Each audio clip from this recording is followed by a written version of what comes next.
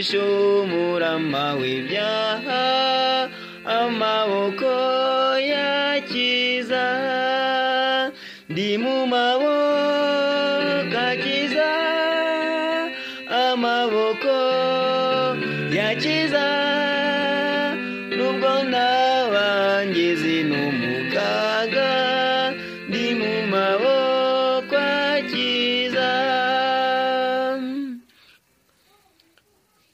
Ahora namiza amaboko ye, akanambwiza ijwi ry'ihumure, ati humura nzakuramiriza, amaboko akiza, ndi mu maboko akiza, amaboko yakiza, nubwo nabangize no mu kaga, ndi mu maboko akiza. Azandinda anyobora iteka, ntacyo nzatinya ndi kumwe nawe, nzi ko ahora ndinda iteka ryose, mu maboko akiza, ndi mu maboko akiza, amaboko yakiza, nubwo nabangize no mu kaga, ndi mu maboko akiza. Ndagushimiye Uwiteka Nyiringabo, twishimiye neza n'ubuntu bwawe ugira uko bukeye n'uko bwije ku bana bahabwa icyubahiro. Tugushimira ko wabanye natwe mu bihe bitandukanye, waturindiye aho twari turi mwami, none wemeye ko tugera kuri uyu mwanya mwiza ngo twige ibyigisho.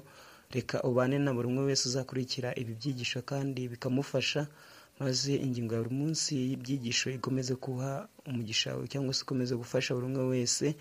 Wowe twiringiye kandi niho twambaje kugira ngo dufashe umwuka wawe wera atuyobore kandi atwumvishije ijambo ryawe uko bikwiriye, mu izina rya Yesu, amen. None mbahaye ikaze kuri iki cyigisho cyangwa se kuri iyi channel, naho ukurikira ingingo ya buri munsi. Wowe kwiga karindwi bigora cyangwa se ukabura akanya, wafata telefone yawe ugakandaho ukareba ubundi ukiyumvira icyigisho. Rero twasoje icyigisho cya gatatu cyavugaga ngo ububasha bwa Yesu washyizwe hejuru. Cyari icyigisho cya gatatu cyiza cyane. Twabonye uburyo gushyirwa hejuru kwa Yesu byatugiriye umumaro cyangwa se gutsinda kwe byatumye ashyirwa hejuru y'ibintu byose. Rero tugiye gutangira icyigisho cya kane kivuga ngo uburyo Imana iturokora. Kizaboneka, tuzava kuri itariki ya 15 tugere kuri 21 Nyakanga 2023. Rero ndakuraritse cyane kugira ngo uzakurikire, kugira ngo nukuri ibyigisho bikomeze kugufasha mu buzima bwa buri munsi. Rero iki cyigisho cy'iki cyumweru gishingiye mu Efeso igice cya 2, Abefeso igice cya 5, Abaroma igice cya 5, Abefeso igice cya 5 umurongo wa 3 n'uwa 6 n'ubwa 2 rwa Timoteyo igice cya 2 umurongo wa 7. Aha ngaha rero aya masomo aba yatanzwe agenda afasha uko buri ngingo zigenda zikurikirana, agenda afasha umuntu ukurikiye icyigisho cyangwa se uri kugenda kiga. Rero cyo kwibukwa kiravuga ngo ariko Imana kuko ari umutunzi w'imbabazi yaduhinduranye abazima na Kristo kubw'urukundo rwinshi yadukunze, ubwo twari dupfuye tuzize ibicumuro byacu, ubuntu nibwo bwabakijije. Cyangwa se twese twakijijwe n'ubuntu bwa Kristo, kubwo twakiranutse, suko twatanze ibitambo runaka cyangwa ibindi biguzi, ahubwo urukundo rw'Imana nirwo rwadukijije. Aha rero batangiye ku isabato n'umugoroba. Isomo ry'icyo kwibuka riboneka mu Efeso igice cya 2 umurongo wa 4 n'uwa 5. Ngo hari ku itariki ya 14 Ukwakira 1947 ubwo umwana w'umwaka n'igice witwa Jessica yatineraga ku muharuro w'inzu ya nyirasenge, maze arahubuka agwa mu cyobo bari bateganyirije kubikamo amazi cya metero 6 n'igice kidagikoreshwa. Ibyago bye byahuruje itangazamakuru ryo hirya no hino ku isi rijya muri Midland ho muri Texas. Abantu barumiwe barebye ako kana Jessica karyamye karira, kakageraho kakaririmba, ari nako gahamagara nyina. Abashinzwe ubutabazi bohereje umwuka mwiza muri icyo cyobo kugira ngo abashe guhumeka. Amaherezo nyuma y'iminsi 2 n'amasaha 8 Jessica yaratabawe akurwa muri icyo cyobo.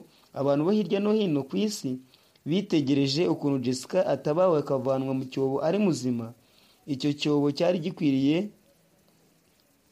gikwiriwe n'icyuma gifite umubyimba wa metero 2 cyabanje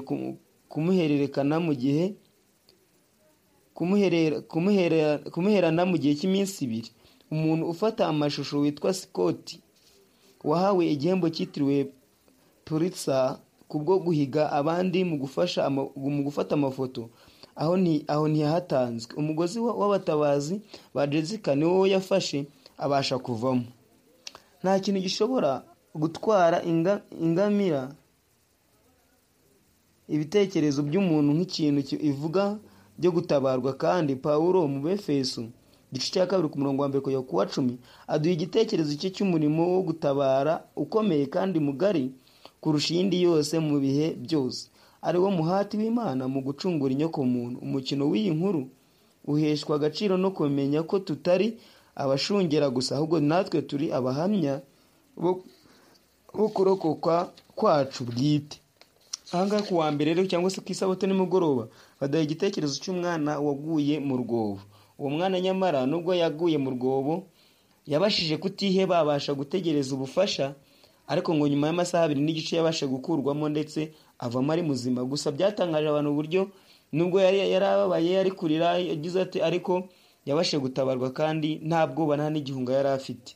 Rero hano Pawulo basoreje batubwira ko n'inyoko muntu cyangwa se n'umuntu ubwo yari acumuye yaraguye mu cyobo atabasha kwikuramo, byari ngombwa ko ategereza ubutabazi bwonyine buturutse ku Mana kandi ubwo mutabara. Rero natwe twagize amahirwe, twagiriwe ubuntu, suko twakiranutse, suko twatanze ibiguzi bihambaye, ahubwo no kubw'urukundo rw'Imana yaraje idukura mu rwobo cyangwa se aho twari twayisize twe tutashoboraga kwikura, maze arabasha kudutabara. Yesu ahabwa icyubahiro iteka ryose. Turagushimiye rero Mana yacu, tugushimiye nanone kuduhaye umugisha wo gusoza ku isabato nimugoroba. Reka ubane natwe no mu byigisho bizakurikiraho, buri ngingo yose umwe ku yindi uzayobora intekerezo zacu, kandi umwuka wera azatuyobore tuzumve icyo dushakaho, mu izina rya Yesu, amen.